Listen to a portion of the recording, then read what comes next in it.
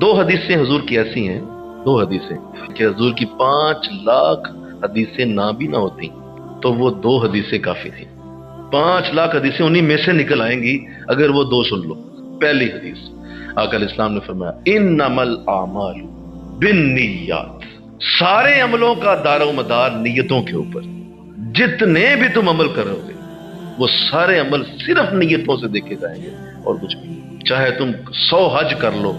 چاہے ایک چھوٹا سا کسی کو پانی کا گلاس پلا دو، راستے سے گزرتے ہوئے ایک چھوٹے سے پتھر کو راستے سے ہٹا دو، چھوٹے سے چھوٹا عمل اور بڑے سے بڑا عمل نہیں دیکھا جائے گا۔ کیا دیکھا جائے گا بول دو؟ نیت دیکھی۔ وہ گلاس پلا کس لیے رہے ہو، وہ رکاوٹ ہٹا کس لیے رہے ہو، اور وہ حج کا طواف کر کس کے لیے رہے ہو۔ سارے عمل برابر ہو جائیں گے نیتوں پہ آ کے۔ ایک یہ حدیث، اور دوسری حدیث فرمایا کسی شخص کے اسلام کی خوبی دیکھنی ہو تو یہ دیکھو کہ وہ فضول چیزوں سے کتنا بچتا ہے، سمجھو یہ اس کے اسلام کا حسن۔ تو یہ دو حدیثیں انتہائی خوبصورت حدیث۔ تو اپنی نیتوں کی اصلاح پہ بہت توجہ دیجیے، انشاءاللہ بولیے، بڑا دھیان کیجیے، اور بار بار اس کو چیک کرتے رہا کریں۔ اللہ اکبر کہنے سے پہلے سوچ لیں، یہ میں کانوں تک ہاتھ اٹھا رہا ہوں، میں کیوں پڑھ رہا ہوں،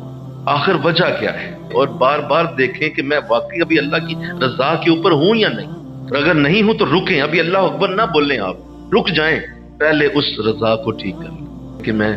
یہ اللہ اکبر کہہ رہا ہوں صرف تیری رضا کے لیے مولا، مجھے کوئی اپنی مشکل حل نہیں کرنی، مجھے میرا کوئی رزق معاملہ ایسا مولا وہ میں دعا میں مانگ لوں گا، لیکن یہ جو سجدے دے رہا ہوں نا یہ صرف تیری رضا کے لیے دے رہا ہوں، اس کے لیے تیرے ساتھ کوئی میرا اور معاملہ نہیں ہوگا، میرا تیرا وعدہ ہو گیا، تم مرتے دم تک مجھے سجدے دیتے دیکھا صرف تیری رضا کے لیے دوں گا، اس کے لیے اور کچھ نہیں ہے۔ ہاں دعا تو نے دی ہے، حق دیا ہے کہ میرے بندے مانگ مجھ سے، تو میں دعا میں مانگ لوں گا، لیکن یہ رکوع و سجود مولا صرف تیری رضا کے لیے۔ یہ اس قدر بڑے اعمال، اس قدر بڑا معاملہ ہے کہ جب کوئی شخص اللہ کی رضا کے لیے اور نیکیوں کے معاملات کو، نیتوں کو درست کر کے کرنا شروع کرتا ہے، اللہ اس کی چھوٹی چھوٹی نیکیوں کو بھی ہزاروں نیکیوں پہ بھاری کرنا شروع کرتا ہے۔ کسی شخص نے دیکھا کہ ایک شخص تہجد پڑھ رہا تھا، سلام پھیر لی،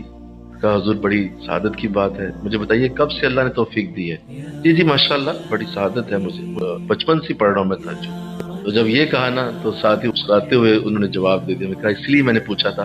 کہ آپ کی نیت کی اصلاح شاید ہوئی ہے کہ نہیں، آپ نے جو مجھے بتا دیا نا بچپن سے پڑھ رہا ہوں، تو محترم بچپن تک کی ساری تہجدیں ضائع ہو، آپ کو چاہیے تھا مجھے کہتے